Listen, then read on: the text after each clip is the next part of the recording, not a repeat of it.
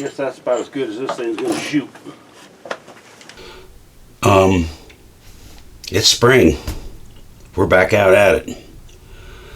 Got a couple things going on this year, but one of the things I wanted to talk to you today about was, if you remember a couple years ago, we'd acquired two factory precision rifles. One was a Savage and one was a Bergara. One was in 6mm Creedmore and the other one was in 6.5 Creedmore. And since I had both guns within a week of each other, I thought it'd be fun to kind of compare the two and see which one actually shot better. The Savage was a much more expensive gun. I think it was like $1,800 at the time, and the Bergara was probably about $11. That's less scopes for either one of those. So we went on our little adventure. I'm doing my hand loads, trying to get some nice loads for these things to see actually which one shot better. As it ended up, the Savage blew away the Bergara because the Bergara had some issues. I couldn't get the dang thing to shoot. I got it to shoot one time, 0.8 of an inch group, 5-shot group, 0.8 of an inch, one time. Everything else was a lot bigger than that. Wasn't real happy, and we blamed the barrel. So we took off the Bergara barrel and put on a stainless steel 26-inch barrel. Not a bad looking barrel. That's got a MTU taper on it, so it's fairly thick barrel. It came threaded. We ordered this barrel from Excalibur Barrels. The Bergara is kind of a clone off of a Remington 700, so we thought. So we got one of those nut barrels, to just put the barrel on there so I didn't have to bother with the gunsmith because he's pretty damn busy. And actually, before we put the barrel on the gun, we swapped out the trigger.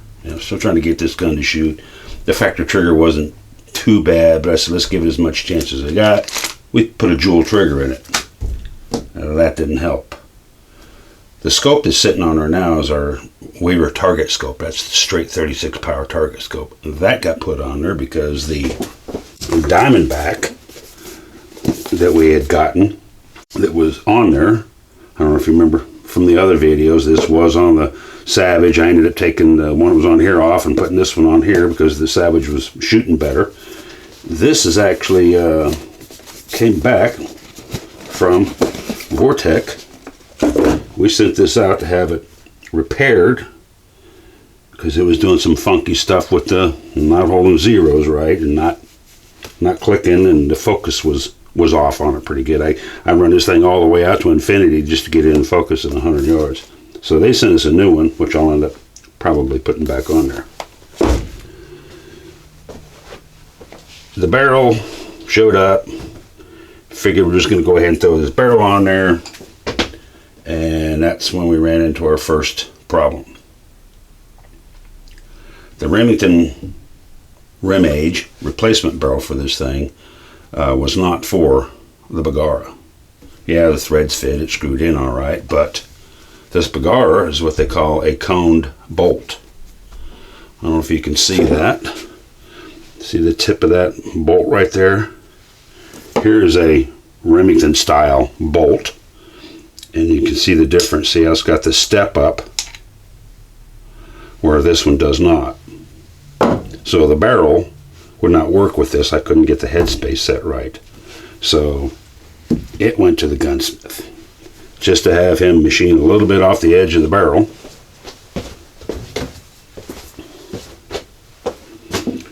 Right here, just to accept that cone feature. So you just had to pull, I think, a 30-degree angle or whatever it was, just off the edge of that barrel. And that took forever.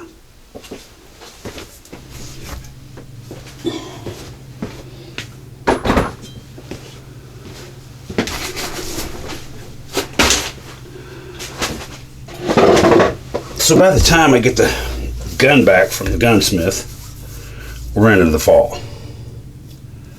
And now the thrash is on to get a load up for the thing to get it to shoot, see how much better it shot with the new barrel on there.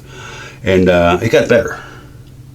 Not as good as I thought it should be getting, though. So I'm digging around on the internet, trying to find out more information on this Bergara, trying to see where I'm missing something or what's happening. And I started pulling up a lot of stuff about this guy. Seems that there's a couple of issues with this, and I figured I'm going to go looking to see what I could figure out.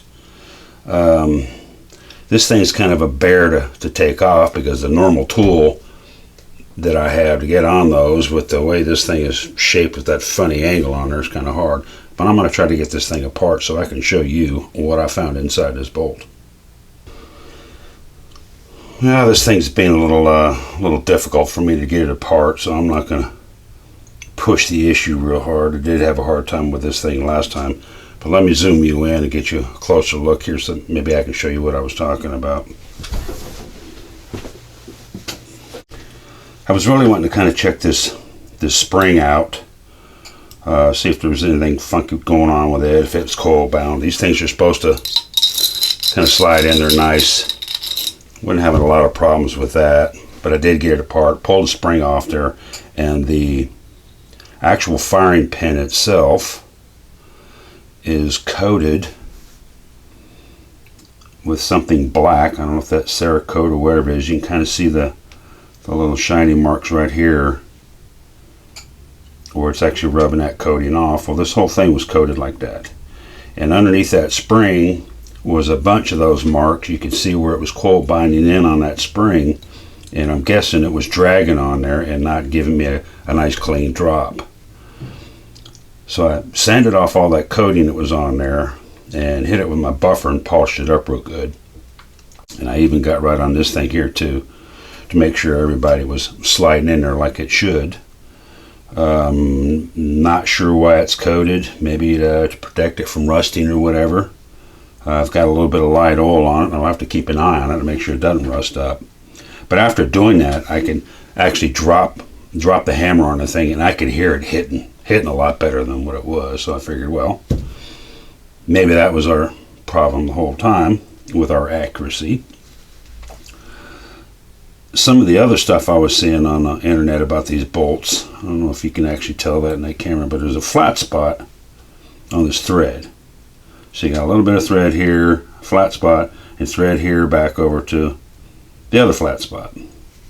That's just the way this thing was designed to be able to work in here.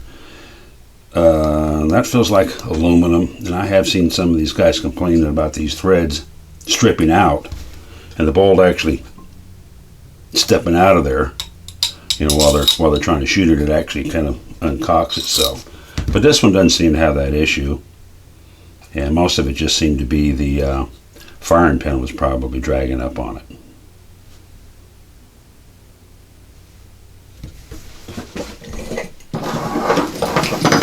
So by the time I get all this figured out, it's winter. Now I'm going to have to wait until it gets some decent weather where I can get out and shoot it. A lot of the good days did get devoted to my 284, because I'm working that load, fine-tuning that load for my 1,000-yard bench rest matches. So this was kind of a side thing there, and I did get out and shoot it the other day. We're using Lapua brass, small primer, the BR4s in it. I'm going to jump in here for a moment. I just remembered something while I was editing that video, that I was talking about how this firing pin wasn't dropping real good. Well, remember when I said I had some hang fire issues with those small primers? I couldn't get the primers to light off right away. I'd go click, bang. Well, that was probably my issue with those small primers the whole time. H4350. I take that back. We're running Reloader 16 in it right now. The bullets, we managed to get a hold of some the Sierra little Match Kings, 142 grain Boattail hollow points. Those seem to be working pretty good. I didn't want to waste a whole lot of money with the burgers on it. I knew the gun was probably going to be shooting better, and I wanted to see how these guys worked, and they're a lot cheaper. Finally, a decent looking target out of this damn thing. Now I can tweak on that some with a little bit fine tuning with the jump, a little bit with the powder here and there, and probably get that thing shooting like I thought it should be shooting. It was kind of a wild road with that gun. There were some points in there where we discussed just selling it, get out from underneath it. But it's hard to sell something like that and kind of anywhere recoup it. And by that time, we'd already had the barrel ordered, so there was that.